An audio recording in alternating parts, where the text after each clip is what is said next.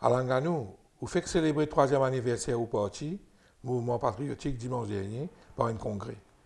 Est-ce qu'il y a un sentiment de satisfaction? Totalement. Vous connaissez, nous, nous avons créé sa partie-là il y a 3 ans de cela exactement, dans une circonstance qui m'a trop envie de retourner. Le passé, c'est le passé. Nous avons une divergence avec le même à un certain moment, après les élections de 2014. Et après, on prend votre distance pour aller. Et en même temps, il y a les autres camarades aussi qui quittent le même à la même époque. Il est là, nous faisons créer un nouveau parti politique. Aujourd'hui, il y a 3 ans maintenant qui s'est passé. Et mon camarade Diaou, qui c'était 3 ans, pas facile d'abord, parce que créer un nouveau parti, c'est toujours quelque chose de nouveau, de challenging. Et nous faisons construire nous assises un peu partout. Nous faisons implanter nous dans 4 coins du pays. Nous faisons consolider notre structure. Nous faisons ouvrir la porte à de nouveaux adhérents.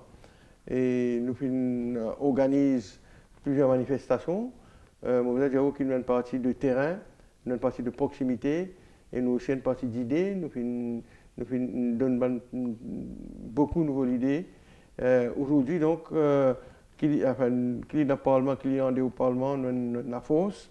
Et je pense, moi, nous avons la raison pour être totalement fiers de nos parcours. En particulier, vous connaissez, quand nous quittons même, oui, nous sommes dans l'opposition. Et l'espace de l'opposition est déjà occupé par le Parti travailliste, par le MMM et après par le PMSD. Donc les 3 plus anciens partis de nos pays aujourd'hui dans l'opposition. Et nous rentrons dans ça, l'espace-là, pour l'opérer, pour le faire, nous travaillons de parti d'opposition. Donc aujourd'hui, comme on dit, nous sommes totalement satisfaits. Nous construisons une nouvelle approche, une nouvelle plateforme. Et quand nous quittons le MMM, et nous disons pour 2 raisons principalement. Nous pouvons construire une nouvelle plateforme pour les jeunes parce que nous avons réalisé que les jeunes dans l'île Maurice aujourd'hui, en particulier après l'élection de 2014, il y a un mépris, un dégoût pour la chose politique, il y a beaucoup de suspicion vis-à-vis de la classe politique. Et donc nous avons pensé qu'il nous faut construire une plateforme pour nous accueillir beaucoup de jeunes. Deuxièmement, nous avons réalisé qu'il y a beaucoup de frustration vis-à-vis des mainstream political parties, des partis mainstream. Et aujourd'hui, beaucoup ont changé. Vous connaissez, il y a 60% de la population de Maurice aujourd'hui qui n'a pas identifié les autres avec un parti politique. Donc il y a un espace politique qui est encore capable de concourir pour une nouvelle plateforme. Et donc nous avons créé cette plateforme-là aussi pour accueillir les indignés de la politique.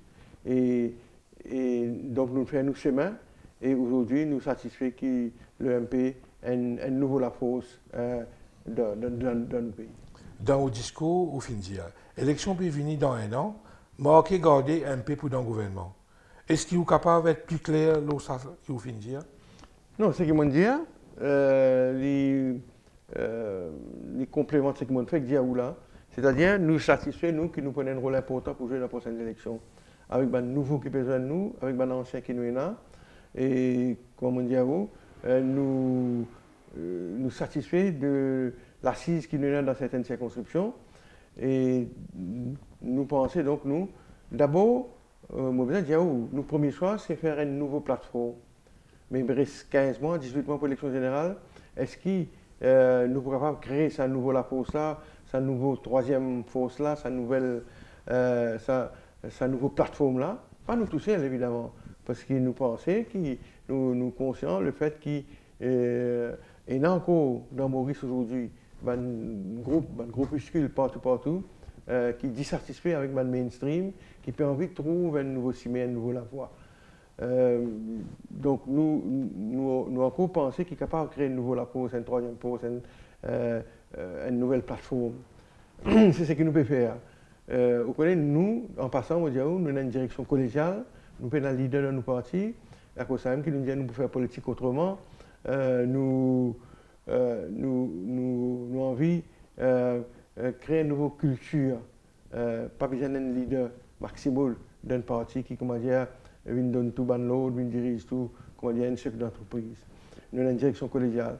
Mais pour retourner aux questions, si nous pas réussi à créer cette nouvelle plateforme-là, et là, quand nous connaissons dans l'île Maurice, chaque fois l'élection bénie, c'est l'alliance, c'est le jeu de l'alliance électorale qui jouait. Depuis l'élection de l'indépendance jusqu'à la dernière élection de 2014, tout parti qui gagne gouvernement, il fait de l'alliance. En 82, quand même Tifo, comment les Tifo, il fait de l'alliance avec PSM ou des Métrapel. Tout gouvernement, il naît sur la base d'une alliance électorale. Il crée sur une base d'alliance électorale. Donc, ce que nous peut dire, dans la prochaine élection, si sa nouvelle force, la nouvelle plateforme n'est pas constituée, nous pouvons obliger, nous pas prendre le choix qui, comment dire, à faire une alliance avec un autre bloc. Maintenant, évidemment, nous ne pouvons pas faire ça, l'alliance, juste pour le rendre de gouvernement. Moi, je dis ça dans mon discours. Nous avons un programme, nous pouvons guetter soit nous d'accord le programme et nous pouvons bien rassurer qui ça nous éventuels partenaires, il faut respecter le programme qui nous peut présenter devant l'électorat. Mais nous pensons donc, avec la contribution qui nous est là, nous pouvons allier nous avec un partenaire et nous pensons qu'il nous capable de faire la différence, nous capable de faire la balance. C'est à cause de ça qu'ils m'ont dit, après mieux réflexion entre nous et nous la base, nous faisons l'alliance qui nous peut bien faire et nous n'avons aucun doute qui c'est l'alliance qui vous gagne la prochaine élection. C'est dans ce sens-là que je me dis, pour moi, n'a pas aucun doute, la prochaine fois, le MP pour le pouvoir. Oui. Et seulement, vous avez dit aussi que pour nous, le pouvoir, pas veut dire rendre le pouvoir juste pour remplir poste, juste pour être compte en banque, juste pour jouir, juste pour acheter Bill Château. Pour nous, être au pouvoir veut dire pour capable implémenter un programme dans l'intérêt du monde, dans l'intérêt des peuples. C'est au pouvoir qui vous façonne et change la vie du monde. C'est au pouvoir qui est capable de faire au pays progresser.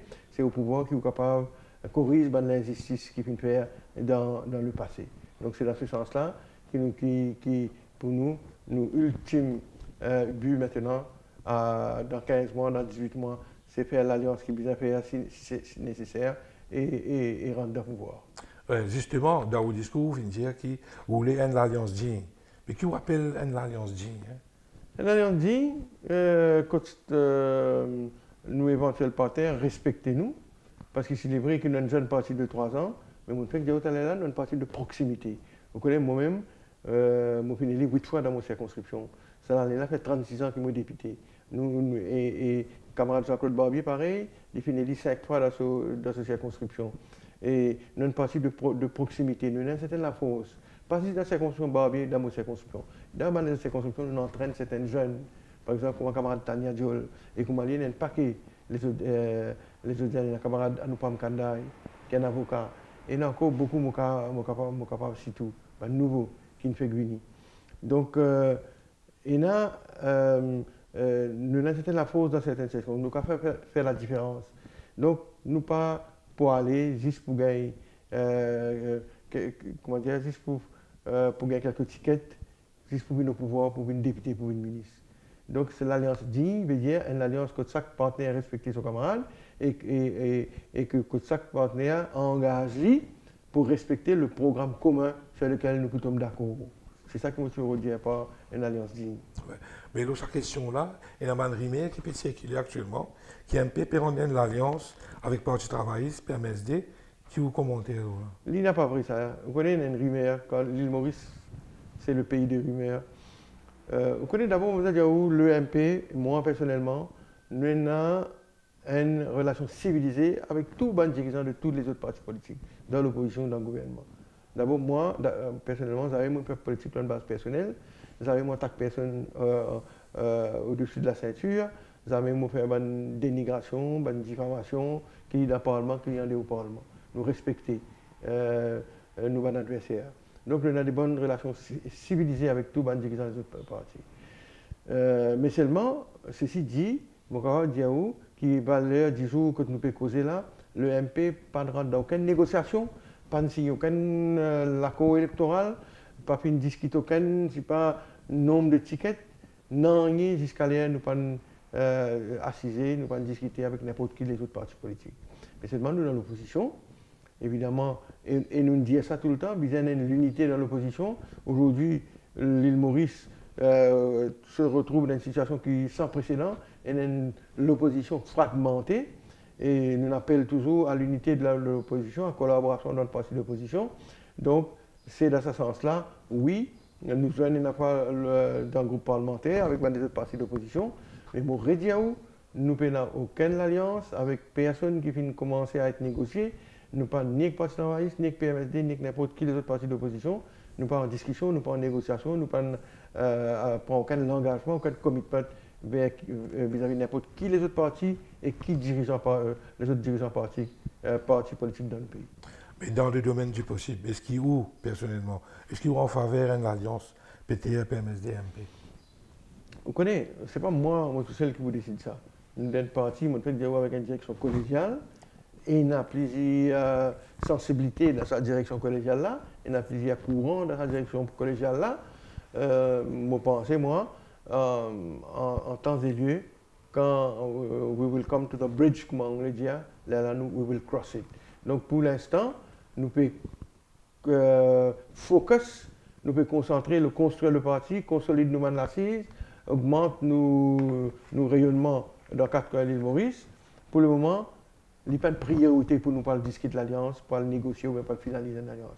La priorité pour nous, c'est consolider nos partis pour que quand le moment vient, nous vous montrer le poids qu'il y a dans la scène politique et là, en temps et lieu, nous allons négocier si besoin, si le besoin est nécessaire.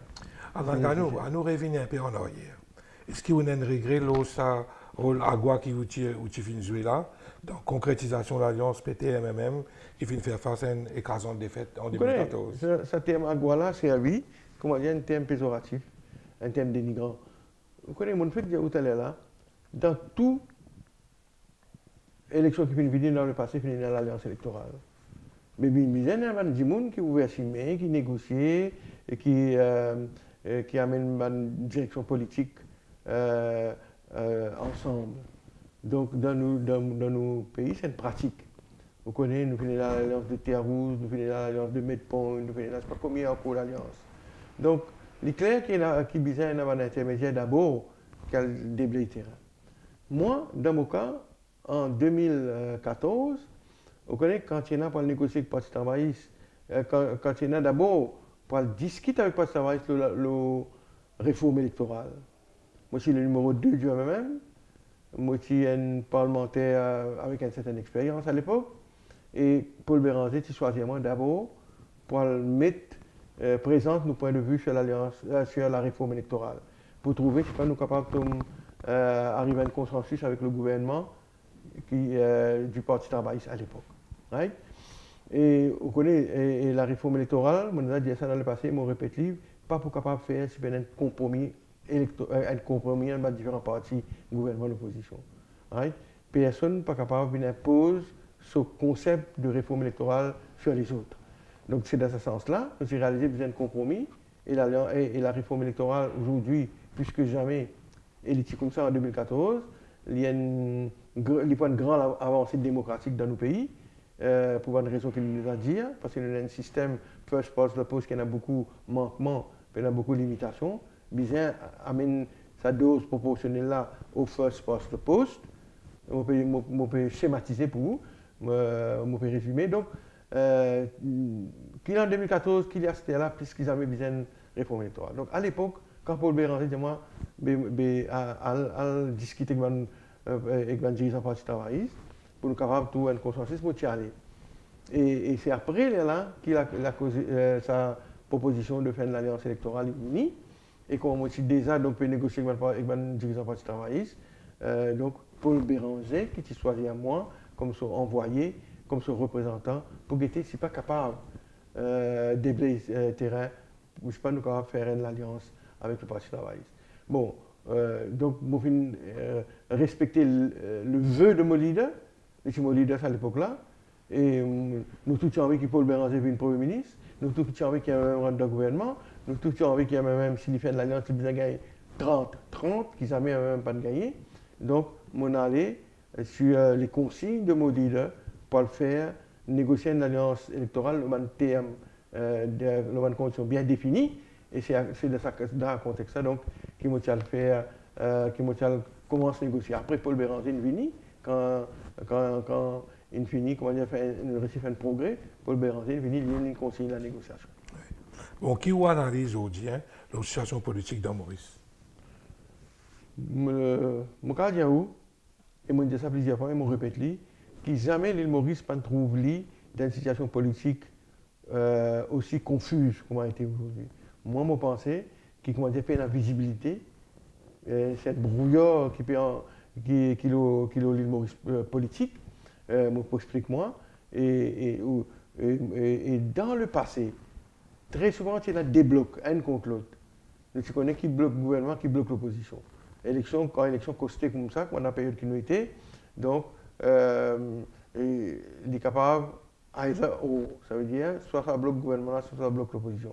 Soit nous finissons connaître le dirigeant principal du gouvernement, ou bien le dirigeant principal de l'opposition qui est next prime minister, après les élections.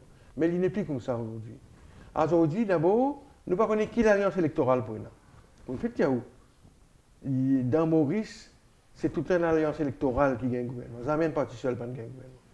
Mais aujourd'hui, personne ne peut pas dire qui l'alliance électorale pour nous. Est-ce qu'il peut y avoir un affrontement à deux? Est-ce qu'il peut y avoir un three-cornered fight? Est-ce qu'il est comme ça pour galoper en 2 chevals ou bien 3 chevals? Personne ne peut pas dire. Il est possible une élection à 3 aujourd'hui, quand nous guettons. Parce qu'il nous d'une part, il y a MSM avec ML, d'autre part, il y a Parti travailliste, probablement avec son allié traditionnel PMSD.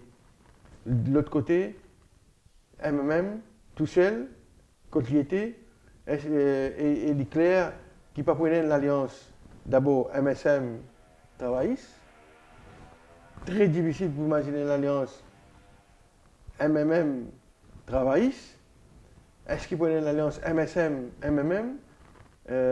Donc les choses encore floues. C'est ça qui me peut dire. Nous ne connaissons pas d'abord qui l'alliance pour faire, qui realignment politique, qui réajustement politique en termes d'alliance. Et de ce fait, nous ne connaissons pas qui s'en est capable de Premier ministre après les prochaines consultations, après les prochaines élections générales, pour dépendre qui l'alliance fait. Donc aujourd'hui, quand nous pouvons causer, nous pouvons dire où Faudé ou divin, Faudé ou une faculté divinatoire pour capable de dire qui s'en a qui pour Premier ministre après pour cette élection. Et encore, nous ne pas oublier, il y a une caisse la Cour. Je ne vais pas encore inclure ça dans sa confusion que nous pouvons causer là. Qui peut arriver à une caisse la Cour? Personne ne peut pas dire encore. Donc, à cause de ça, nous peut dire une situation floue. Et vous pensez, jusqu'à la prochaine élection générale, pour encore un développement politique. Nous ne pouvons pas exclure ça aussi. Donc, Valère Dizou, si vous demandez moi, comment la situation politique peut évoluer, moi je dis à vous, qui, d'une part, nous avons un gouvernement qui perd beaucoup de crédibilité, mais qui nous a accepté qu'il remonte un petit peu après ce budget. Mais nous connaissons aussi l'effet budget, il n'est pas éternel, il est temporaire. Est-ce qu'il peut encore les autres scandales qui pourraient ramener le gouvernement encore en arrière, qui pourraient baisser encore sa crédibilité, comment bien souvent fait arriver depuis 2014? Ça, c'est d'une part. Est-ce qu'il y a Pravin Jagannath pour capable continuer ce tempo-là qu'il crée avec ce bon projet? Ou bien est-ce qu'il y a un scandale pour venir pour noyer tous les efforts que Pravin Jagannath peut faire pour consolider sa crédibilité comme le Premier ministre éventuel. Et là, ça. Et d'autre part, mais seulement mon cas dit que la situation n'est pas facile pour le gouvernement malgré avec ce budget. Parce que vous connaissez, il y a beaucoup de frustration. Maintenant, ça 18 mois-là, il dépend qui est arrivé sur le plan économique pour nous capables d'évaluer vraiment le poids de Pravin Jagannath et ce parti dans les prochaines élections générales. D'autre part, nous avons l'opposition fragmentée, divisée. Est-ce qu'il peut y avoir un regroupement des forces de l'opposition? Est-ce que vous avez l'espoir que l'opposition a fait un regroupement ça même, à la conquête du pouvoir? Ouais. C'est ce que je dis encore dans mon discours. Je dis qu'aujourd'hui, une opposition divisée, fragmentée. Si toute l'opposition, tu mets tout ensemble, et c'est beaucoup plus facile pour l'opposition prendre le pouvoir à la prochaine élection générale. Mais nous connaissons, il y a un problème d'ego, il y a un problème de personnalité, il y a un problème de qui c'est là qui pour une Premier ministre. Il paraît qu'il est difficile pour qu'on regroupe tous les partis de l'opposition sur une seule plateforme. Mais donc, est-ce que par la force des choses, l'opposition pourrait venir ensemble? Est-ce qu'il est capable de trouver une formule pour caser la tête d'affiche de l'opposition? Donc, ce n'est pas moi qui peux répondre à cette question-là, c'est la responsabilité des dirigeants de les autres partis d'opposition. Pour chez Guettier, c'est pas capable de trouver une formule pour faire une plateforme commune pour la prochaine élection générale. Bon, dès le départ, quand vous finissez de créer MP, vous finissez de dire que vous pouvez créer une plateforme démocratique pour les jeunes surtout. Est-ce que vous pensez que vous êtes capable d'accomplir cette mission-là? Nous commençons ce travail-là. Au moment où où tu là, d'abord, dans nos partis, nous avons une direction collégiale. Moi, on a le même poids qui va jeunes qui sont dans nos bureaux politiques, dans nos bureaux nationaux aujourd'hui. Et vous connaissez, c'est à cause de ça, dans l'élection partielle de décembre de l'année dernière, nous avons envie de walk the talk. Nous avons envie de montrer concrètement qui nous pratique ce que nous prêchons.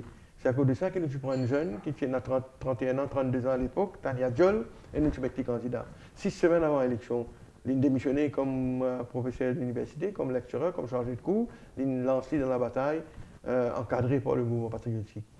Bon, et nous comptons que Tania Diol, sa participation dans l'élection, il n'a pas juste démontré qu'il nous pratique ce qu'il nous fait, mais il symbolise aussi sa quête d'un renouveau, du rajeunissement de la classe politique qui le MP prôné depuis sa création. Et après ça, il y a beaucoup de jeunes. L'année dernière, dans nos meetings Premier ministre, il n'y a pas 5-6 jeunes qui causaient. Hein? On a un camarade Vincent Rava, on a un camarade Mervyn Anthony, on a un camarade Satyam, il n'y a pas qui m'ont fait que Joanupam Kandai, nous avons Elisabeth Jean, nous n'avons pas qu'un nouveau jeune. Vous connaissez Elisabeth Jean, le président de nous, l'aile jeune. Il y a une petite fille 24 ans. Il est sorti dans la résidence Kennedy. Il fait un degré dans finance, dans l'Université Maurice. Nous avons l'autre jeune, Estelle Camouin. Il est sorti dans la Cité Rivière-Noire.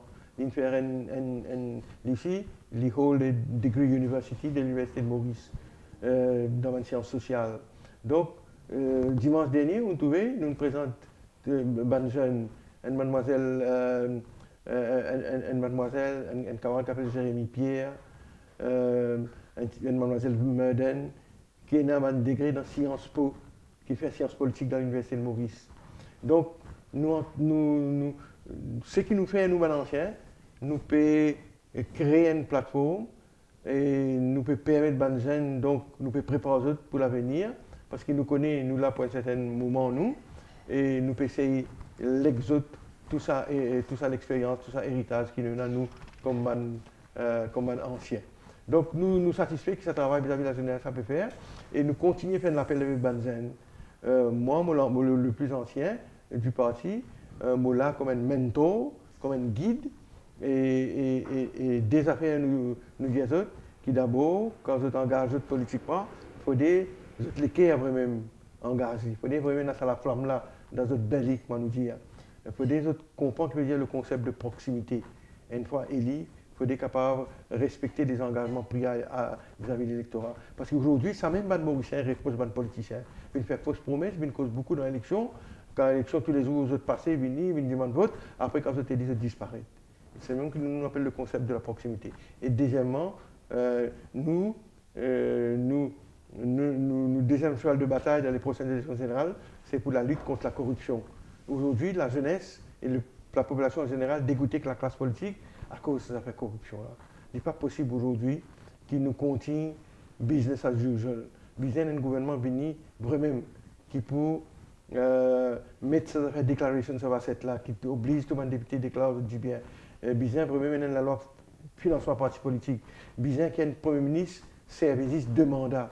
Besoin donc ça va besoin d'un nouveau la loi anticorruption pour nous capables de casser les reins des politiciens qui viennent ici pour nous enrichir.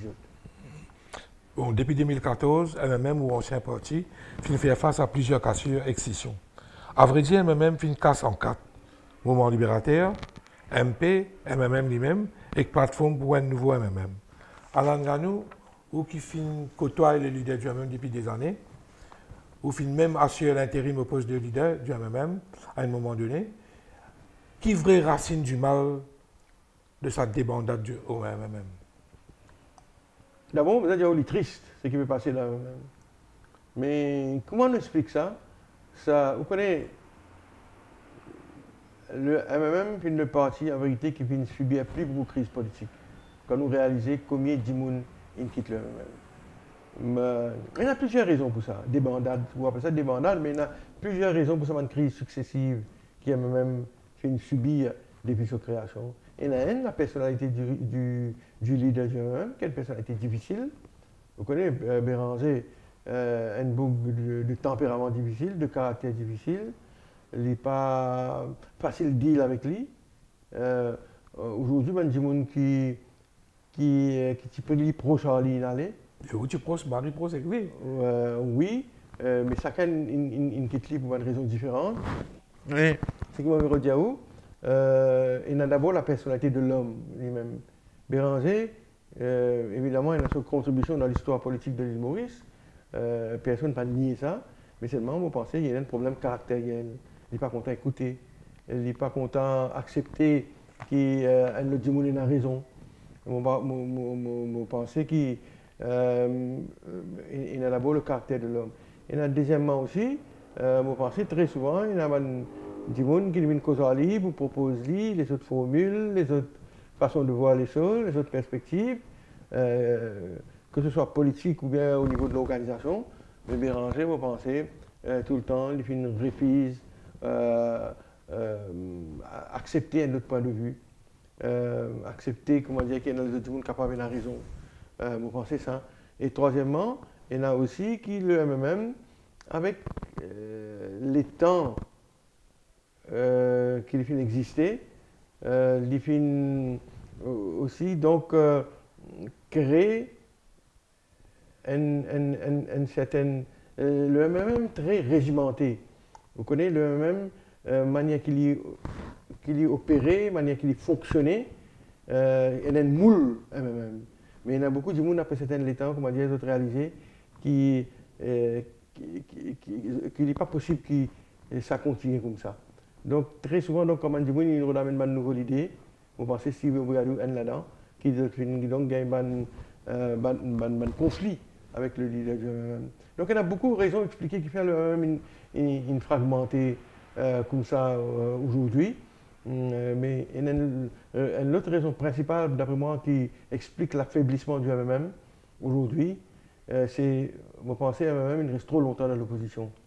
Vous pensez que Paul Béranger, tu bien réalisé qu'il y a un électorat d'un pays avec nos héritages qui nous ont, avec nos manières de nous faire politique, la culture politique qui est dans la Maurice aujourd'hui, qui finit dans la Maurice pendant tout le temps et aujourd'hui, vous connaissez, vous n'êtes pas capable de demander à l'électorat suivre vous fidèlement pendant 4 ou 5 décennies, et la majeure du temps, ça l'électorat reste dans l'opposition. Parce que vous connaissez, nous faisons conscientiser du monde, nous, le MMM fait conscientiser du monde, nous devons accepter ça, les petits gens gagnent un poste de responsabilité, nous faisons conscientiser du monde de l'éducation, nous faisons conscientiser les peuples de la nécessité qu'ils participent activement dans la vie sociale et dans la vie politique. Donc, arrive à un certain moment, ça, les peuples qui n'éclairent là, politiquement, qui ne réfléchissent, qui ont une maturité politique, ils commencent à questionner beaucoup d'affaires qu'ils vous proposent. Donc, le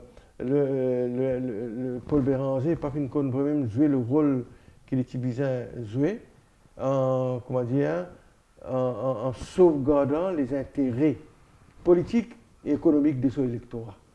Donc finalement, cet électorat-là finit le ras-le-bol qui reste dans l'opposition pendant aussi longtemps. Et quand il reste dans l'opposition, dans Maurice veut dire sujet à beaucoup d'injustice, quand il y a ses enfants, quand il y a sa nouvelle génération-là, qui finit ghettoisé pendant combien de temps, peine travail pour eux, peine ouverture pour eux, peine débouché pour eux, peine égalité des chances pour eux, et quand on a en face de vous un gouvernement qui fait dominer, un gouvernement qui ne veut même pas penser en termes de la nation mauricienne, qui ne pense en termes, comment dire, un île Maurice pour tout le monde. Vous connaissez l'électorat du MMM, à un certain moment, il croit qu'il est un électorat de deuxième catégorie, un citoyen de deuxième catégorie. Donc, je pense moralement, mentalement, il finit affaibli. Et très souvent, donc, quand il finit gagner, les autres politiciens, sans foi ni loi, qui viennent proposer ou qui viennent soudoyer, et très souvent, donc, il finit réaliser donc, qu'il pour l'avenir, sur ses enfants, pour sa famille, et la fidélité envers eux-mêmes, quelquefois, n'a pas sa priorité, n'a pas pour ouvrir la porte pour le bien-être de sa famille. Et là, il a commencé à beaucoup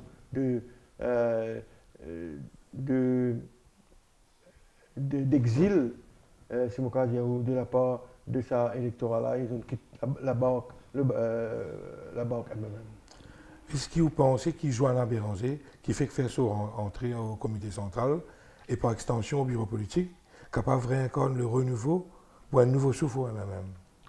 Vous connaissez, nous avons la chance tout banzen. Et encore quand il y a une femme. Et à cause de ça même, qui moi, je ne suis pas d'accord, qui comme un adversaire, ou bien comme les autres partis politiques, attaquent un nouveau, ou bien pire encore une nouvelle, quand il y a une madame, quand il y a une jeune fille qui peut rentrer dans la politique, et quand il est intéressé pour faire la chose politique. Vous connaissez, ce n'est pas facile aujourd'hui pour une jeune rentrer dans la politique, mais plus comment longtemps. Donc, nous vous souhaiter qu'il y réussisse.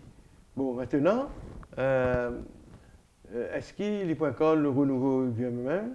Ça, ce n'est pas moi pour dire ça. C'est dépend qui travaille le faire. C'est dépend comment, quelle relation il y a à ce bon collaborateur.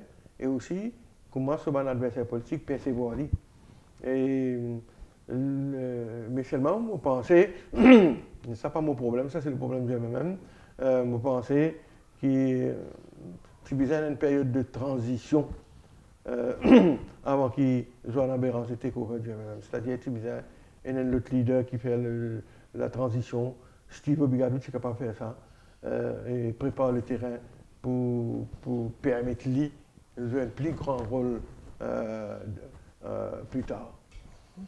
Bon, qui est le message pour Banzen qui finit dégoûté avec la politique dans Maurice? Qui est le message? Non, moi, on pensait nous Diali et Maurice Diali, nous avons fait Banzen comprendre que tout politicien n'est pas pareil.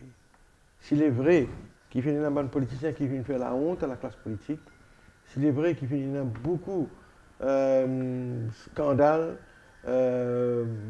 beaucoup. Aujourd'hui, il y a beaucoup de suspicions, méfiance, mépris contre la classe politique à cause de ce bon scandale qui finit secouer. Pas juste ce gouvernement-là, beaucoup de gouvernements dans le passé aussi.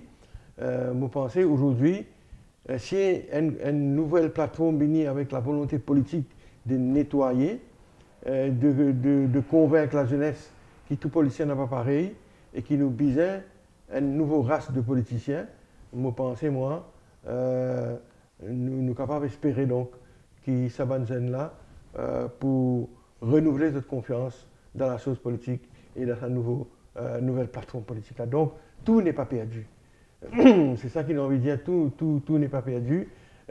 Encore capable aujourd'hui créer une nouvelle vitrine, créer une nouvelle plateforme d'anciens et de jeunes. Et c'est à travers ces jeunes-là qui sont anciens pour capable convaincre la nouvelle génération répondre un pas actif dans la chose politique. Et je pense l'impossible. Je pense dans les prochaines élections, l'électorat, et Banzen en particulier, probablement pas pour votre parti politique, c'est pour votre personne, c'est pour votre personnalité. C'est à cause de ça, aujourd'hui, 18 mois avant les élections, il est temps pour Banzen faire ce baptême de feu. À un parti qui a envie, à une plateforme qui a envie, prépare donc pour la prochaine élection générale, pour être capable ensemble avec les moins jeunes, pose comme une nouvelle direction qui est capable de takeover qui a conquérir le pouvoir, pour être capable de mettre en pratique ce programme. Et le mot de la fin, Alain Gallo, moi, je souhaite bonne chance, le pays, vous connaissez. Je pense, moi, j'ai confiance dans la population de l'électorat. Je pense que l'électorat pour qu'on choisisse. L'électorat pour bien capable de différencier entre les politiciens qui viennent cause grand causer et une fois que tu es élu, ils ont oublié ils ont l'engagement, ils ont promesse entre sa classe politicienne là et une classe politicienne qui est jeune, qui est moins jeune, qui est ancien, qui vraiment fait faire preuve, qui a un bilan, qui a un passé. Et comme on dit, dans les prochaines élections générales, je suis convaincu que c'est l'homme qui est l'électorat pour voter, l'homme ou la femme, et aussi besoin d'un renouvellement, besoin d'un rajeunissement de la classe politique. Évidemment, nous ne pouvons pas mettre 100% de nouveau, mais capable d'un joli panachage, un joli mélange, quand évidemment la majorité de Manzen et prépare ce Manzen-là pour takeover, pour prendre la relève dans les prochaines élections qui peuvent venir après 2019. Merci Alain Gallo. Merci à vous-même.